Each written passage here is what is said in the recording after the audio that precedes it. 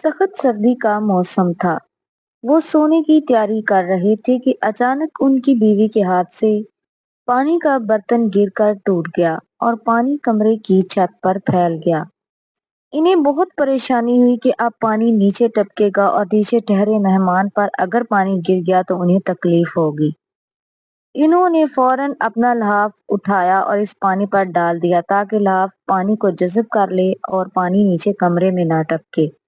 नाव ने पानी तो जज़ब कर लिया लेकिन इतना गीला हो गया कि अब इसे ओढ़ना मुमकिन न था। सर्दी बढ़ती जा रही थी और उनके पास लाभ भी एक ही था। इन्होंने सारी रात जाग कर और ठर ठर कर गुजार दी, लेकिन इन्हें इस बात की बहुत खुशी थी कि इनकी वजह से मेहमान को किसी किस्म की भी तकलीफ नहीं हुई। ये मेजबान हजरत अबू अयूब अंसारी रजी अल्लाह ताला अन्हो और उनकी बीवी उम्मे अयूब अंसारिया रजी अल्लाह ताला अन्हा थी और उनके घर मेहमान हजरत मोहम्मद सल्लल्लाहु अलैहि वसल्लम थे। रूठी हुई खामोशी से बोलती हुई शिकायतें अच्छी होती हैं।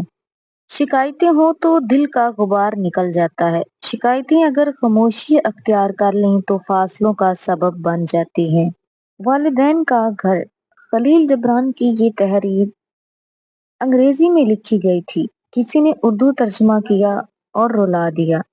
सिर्फ यही वो घर है जहां आप जब जी चाहे बगैर किसी दावत के जा सकते हैं। यही वो घर है जहां आप दरवाजे में चाबी लगाकर बराह रास्त घर में दाखिल हो सकते हैं। ये वो घर है जहां मोहब्बत भरी निगाहें इस वक्त तक दरवाजे पर लगी रहती हैं जब तक आप नजर ना आ जाएं। ये वो घर है जो आपको आपकी बचपन की बेफिक्री और खुशियों के दिन याद दिलाता है।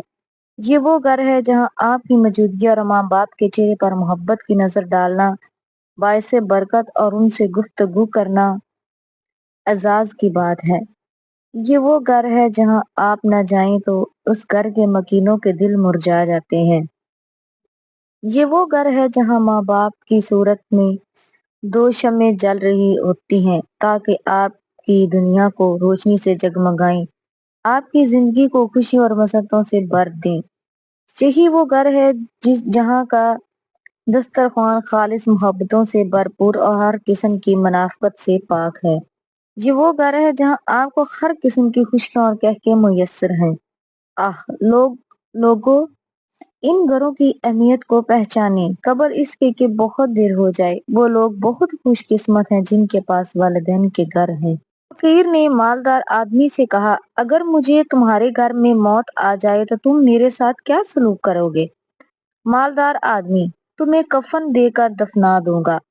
फकीर बोला, अभी मैं जिंदा हूँ, मुझे पहनने के लिए कपड़े दे दो और जब मैं मर जाऊं तो बगैर कफन के मुझे दफना देना।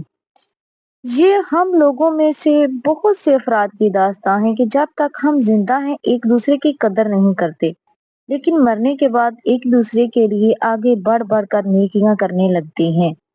अगर कदर करनी है तो जिंदगी में करो। एक औरत ने एक आलिम से पूछा, मैं अपने बच्चों को साथ ऐसा क्या करूं कि फजर के वक्त नमाज के लिए गहरी नींद के बावजूद उनको उठा सकूं? आलिम ने कहा, तुम उस वक्त क्या करोगी जब बच्चे गहरी नींद सो रहे हों और घर में आग लग जाए? औरत ने कहा, मैं उन्हें जगाऊंगी। आलिम ने पूछा, इनकी नींद गहरी हुई और वो ना उठे तो? औरत ने कहा, अल्लाह की कसम, मैं उन्हें गर्दनों से पकड़कर घसीटते हुए आग से बचाकर बाहर ले जाऊंगी। तब आलिम ने जवाब दिया, अगर तुम इन्हें दुनिया की आग से बचाने के लिए ये करोगी तो फिर इन्हें जहन्नम की भड़कती हुई आग से बचाने के लिए भी ऐसा ही करो।